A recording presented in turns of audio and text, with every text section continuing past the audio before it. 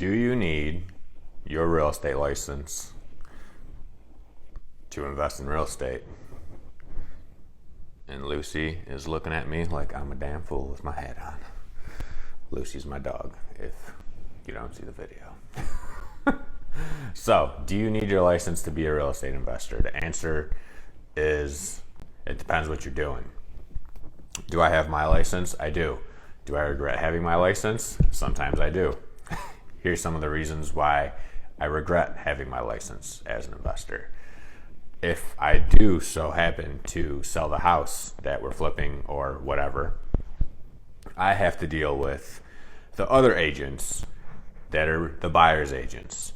And I would probably say, I don't know, 90% of the agents that I've ever had to deal with should be wearing one of these hats with a little twirly thing on top. Well, it's just the cap with the little thing on top. If you don't get the joke, you haven't dealt with them yet. Just wait. So, that is kind of the downside, right? You do have to deal with that sort of thing. You do get to save on a commission. Not a big deal, right? That shouldn't make or break your flip as an investor. I think the biggest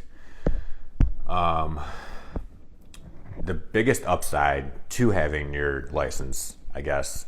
So, do you need it or you don't? I guess the answer to that question is it doesn't really matter, right? It's your personal preference, right?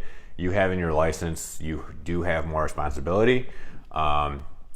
Whereas if you didn't have it, maybe you didn't have as much responsibility, right? So the upsides of having your license, and I think I've kind of talked about these before, but the first and foremost one is all the areas that I look for properties, and it doesn't just have to be single families, right? I have multifamily searches set up, so when a multifamily does hit the market, I see it right away, and I can go look at it right away, put an offer in on it right away, right? So that is the one upside. You get to look at properties right when they hit the market, and you get to negotiate way better than with an agent, right? Sometimes a lot of agents, if a house is listed for 70 and you want to put in like, I don't know, a 50K cash offer, many agents, they're like, the chances you probably won't get that are high, right? So they might not want to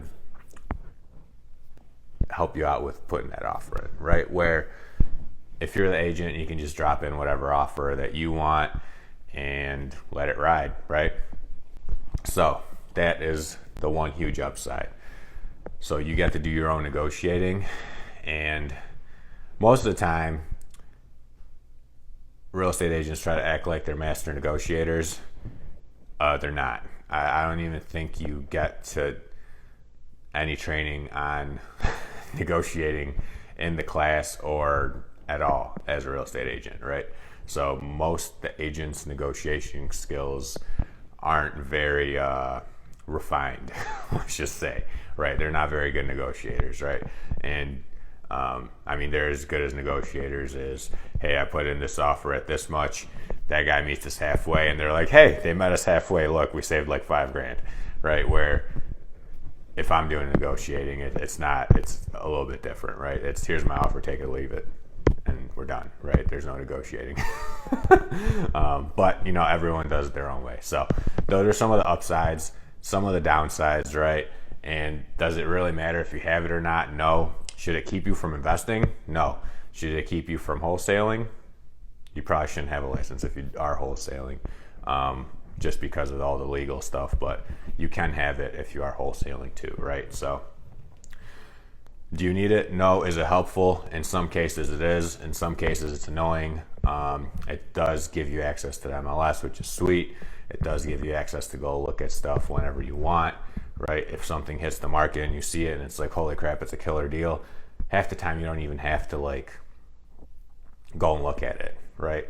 If you know your area well enough, I already know that in this area, if a house sells for under or is listed for under at this amount, I can pay this amount and be 110% confident that I'll be able to buy that house and make a profit on it before, right? Because most people are, oh, look, this house came on the market.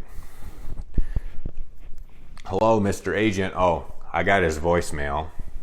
Okay. Next morning, oh, the guy called you back. So now you're like, okay, let's go see it. So you go see it the next day at like 5 p.m. And by that time, my offer is probably already accepted. So that is the one very, very, very big bonus is you can throw in offers and a lot of times get them accepted before most people even noticed the notification in their phone or saw it online. So hope this video helped. If you have any other questions about investing real estate, if you need a license or not, let me know. I'd be glad to help you out. And I'm in Michigan too, so Michigan might be different than any other states. I know in some states you need different stuff to do different things, but for the most part, do you need a license? No. Is it helpful? Sometimes. Is it annoying? Most of the time. So have a great night.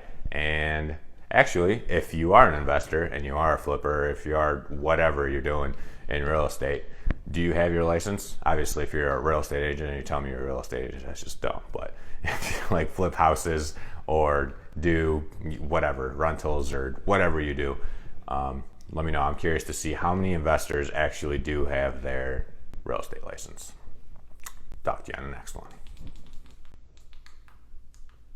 My button's not working.